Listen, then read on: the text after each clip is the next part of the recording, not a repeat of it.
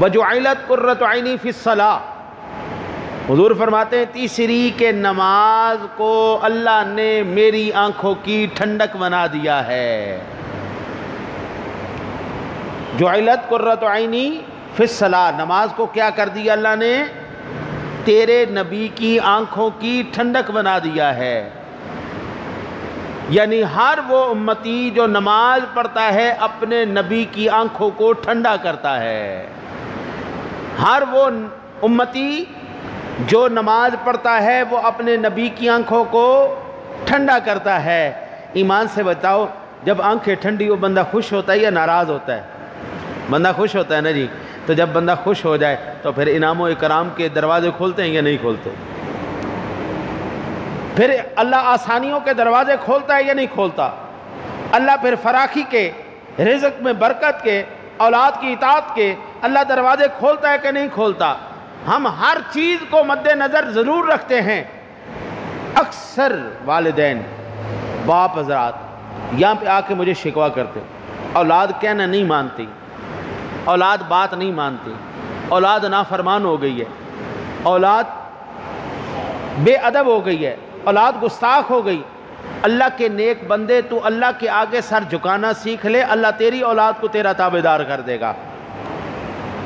تو نماز پڑھ کے تو دیکھ یار، تو قرآن کو تو اپنے سینے کو قرآن سے منور کر کے تو دیکھ یار، تو اللہ کی بارگاہ میں اس کی بڑائی، اس کی پاکی کو بول کے تو دیکھ یار، تو اس کے نام کو اونچا کر کے تو دیکھ یار۔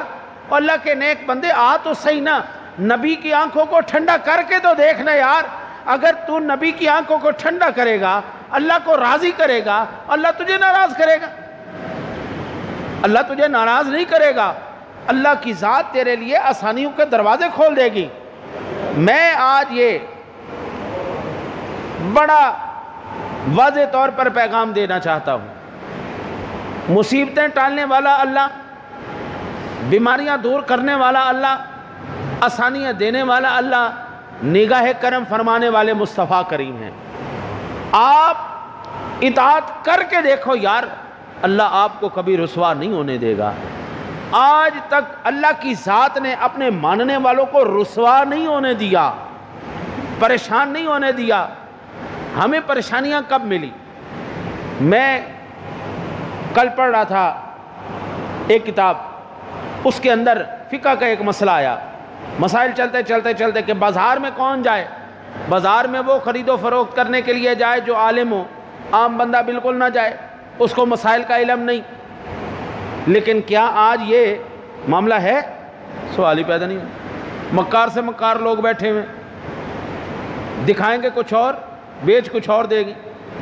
یہ ساری مکاریاں دیکھو نا جی، جھوٹ میں بولوں، بے ایمانی میں کروں، دھوکہ میں دوں، حق میں کسی کا کھا جاؤں، ظلم میں کروں، زیادتی میں کروں، رشوت میں کھاؤں، سود میں کھاؤں، حرام میں کھاؤں، لوگوں کے ساتھ جو ہے حسن سلوک میرا کوئی نہیں، بد اخلاق میں ہوں، بد کردار میں ہوں، زانی میں ہوں، شرابی میں ہوں، جواری میں ہوں۔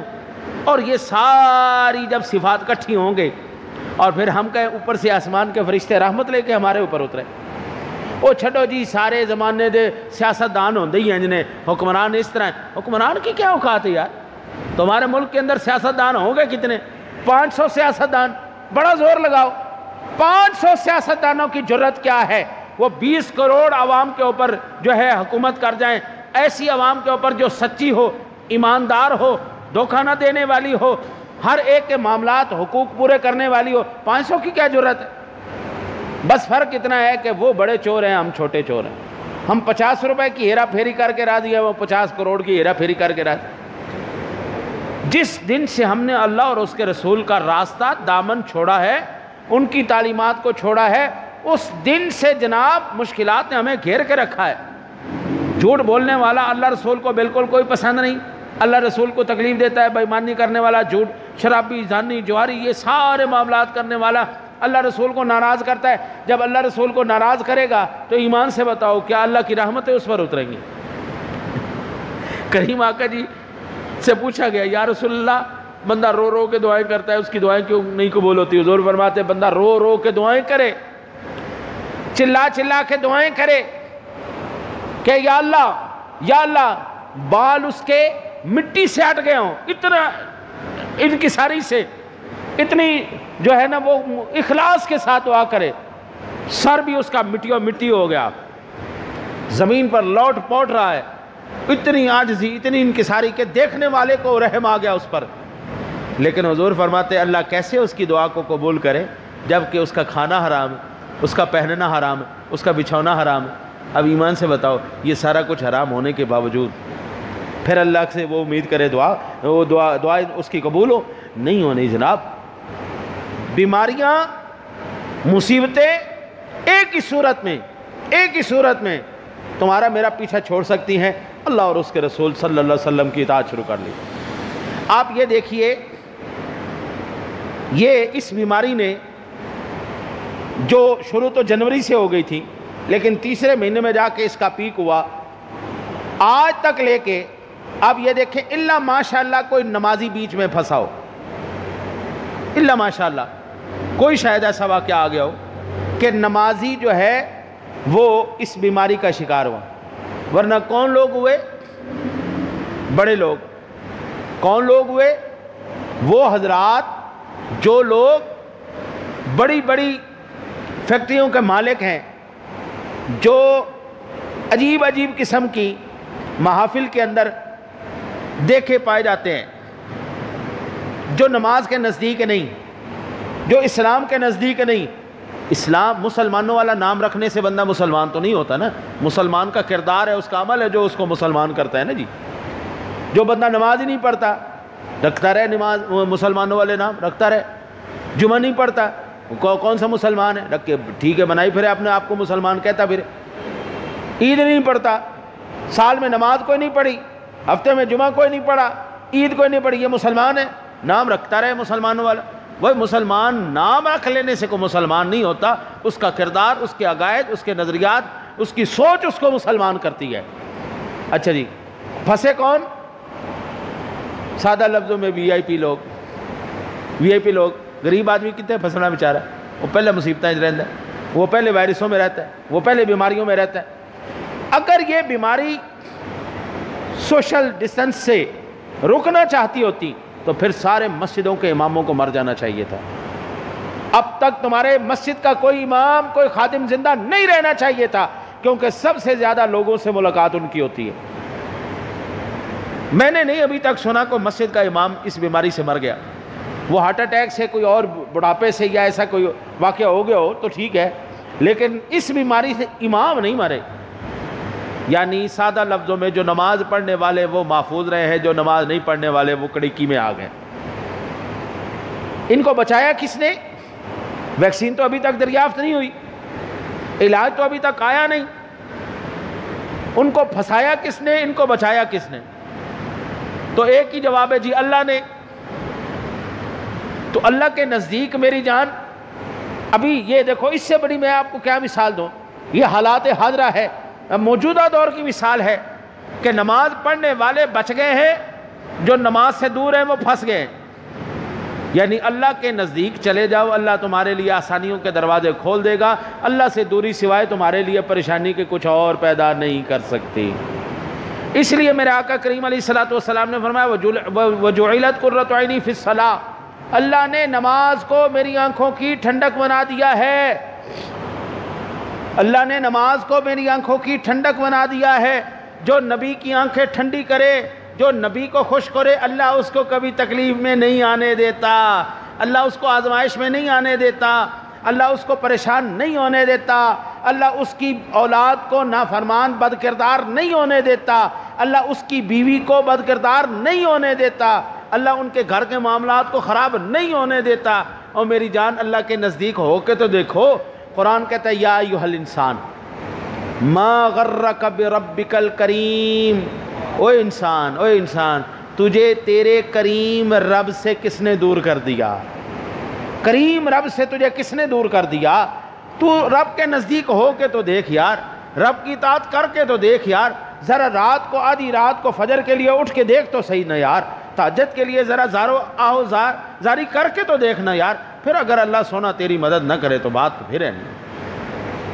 البتہ میرے آقا کریم علیہ الصلوۃ والسلام کی احادیث مبارکہ بے شمار ہیں جناب، جس کے اندر وعیدیں بھی ہیں کہ جو بندہ نماز نہیں پڑھتا، بلکہ حدیث پاک کے جو الفاظ ہیں کہ مسلمان اور کافر میں فرق کرنے والی کا نام نماز ہے، یہ حدیث پاک کے الفاظ ہیں۔ اگر میں اپنے لفظوں میں اس کا ترجمہ کروں تو جو نماز نہیں پڑھتا وہ مسلمان نہیں ہے، جو جمعہ نہیں پڑھتا وہ مسلمان نہیں ہے۔ یار مجھے یہ بتائیں، اللہ کی ذات نے تمہیں صحت دی، تمہیں جان دیا، تمہیں مال دیا، تمہیں سب کچھ دیا، تو کیا اس کے شکریہ کے اندر آپ 4 سجدے نہیں کر سکتے؟ ذرا سوچو تو صحیح یار۔ ببر شیر جنگل کا، جنگل کے اوپر اس کا راج، اللہ نے جب اس کو رزق دیا ہے تو کیا کروایا اللہ نے اس سے؟ ببر شیر جب کھانا کھاتا ہے، کبھی دیکھا ہے کھانا کھاتے ہوئے؟ وہ کیا کرتا ہے؟ اپنا سر جھکا دیتا ہے کھانے کی طرف۔ گوشت نیچے پڑا ہے نا جی، ببر شیر نے، کتا ہو تب بھی سر جھکائے گا، وہ شیر ہو تب بھی سر جھکائے گا، کوئی بھی مخلوق ہو اللہ نے ہر مخلوق کا سر جھکوا دیا رزق کے لیے۔ جھکاؤ بھائی سر، شاباش جھکاؤ۔ لیکن اللہ کی ذات نے حضرت انسان کا سر کیوں نہیں جھکوایا؟ اللہ نے 2 نوکر دے دیے، یہ اٹھاؤ کھانا سیدھا منہ کے اندر، اٹھاؤ کھانا سیدھا منہ کے اندر، پانی اٹھاؤ منہ میں لے جاؤ۔ شیر بھی ہے تو پانی سر جھکا کے پیے گا، زبان سے چاٹ چاٹ کے پیے گا۔ ببر شیر ہو کر یہ اس کی اوقات اللہ نے دکھا دی، یہ تیری اوقات ہے۔ لیکن میرے لیے کیا؟ گلاس پکڑو جی، گلاس پکڑ لیا، اس کو منہ تک لے کے جاؤ، اب پانی پیو جناب، کھانا لقمہ توڑو جی منہ تک لے کے آؤ۔ سر نہیں جھکنے دیا اللہ نے، یہ سر، یا اللہ یہ سر کہاں جھکے؟ فرمایا اگر تیرا سر جھکے تو میری بارگاہ میں جھکے، اور میری بارگاہ میں جھکنے کے بعد پھر اقرار کر اس بات کا، سبحان ربی الاعلی، میرا رب پاک بھی ہے، میرا رب بلند بھی ہے، میرا رب شانوں والا بھی ہے، میرا رب عظمتوں والا بھی ہے۔ سبحان ربی، اقرار کر، ناک رگڑ کے اقرار کر، ناک رگڑ کے۔ سجدے کے اندر جب تک ناک زمین پر نہ لگے سجدہ مکمل نہیں ہوتا، ناک رگڑ، اس یہاں پر رگڑ کے پھر کہہ سبحان ربی الاعلی، وہ رب تیرا پاک بھی ہے، شان والا بھی ہے، عظمت والا بھی ہے، بلندیوں والا بھی ہے۔ یا اللہ اس کے بدلے میں تو کیا دے گا؟ فرمایا پھر یاد رکھ، تو نے مجھے پاک کہا، تو نے مجھے اعلیٰ کہا، اب میں تجھے گناہوں سے بھی پاک کروں گا، تیری عزتیں بھی اور جنت میں درجات کو بھی بلند کروں گا۔ بات تو ہوئی نا جی، مزہ تو آیا نا جی یاری کا۔ اگر خدا کی عبادت کی، اس نے سر نہیں جھکنے دیا تو یا مطلب تو ہے نا کہیں تو یہ جھکے گا نا سر۔ آپ آج جا کے اس پر سوچئے گا، کون سا جانور ہے جو ہاتھ سے پکڑ کے منہ تک لاتا ہے؟ صرف ایک ہی ہے، یہ اس کو کہتے ہیں الانسان حیوان ناطق، یہ جو ہے یہ بولنے والا جانور ہے، یہ بولنے والا جانور ہے۔ اگر یہ جانور اللہ کی اطاعت میں آ جائے تو خدا کہتا ہے لقد خلقنا الانسان فی احسن تقویم، اس سے خوبصورت ہے ہی کوئی نہیں۔ اور اگر یہ اطاعت کے وہ پٹے اپنے گلے سے نکال دے، اطاعت کا چھوڑ دے، نہ اللہ کی بات مانے، تو قرآن کہتا ہے بل ہم اضل اولئک کالانعام، یہ جانوروں کی طرح ہے، بل ہم اضل، جانوروں سے بھی بدتر ہے۔ کتا بھی ایک روٹی کھا کے وفا کرتا ہے، یہ انسان کیسا ہے؟ کھاتا بھی خدا کا ہے اور خدا کے آگے جھکتا بھی نہیں۔ اللہ سے دعا ہے اللہ آپ کو مجھے عمل کی توفیق عطا فرمائے۔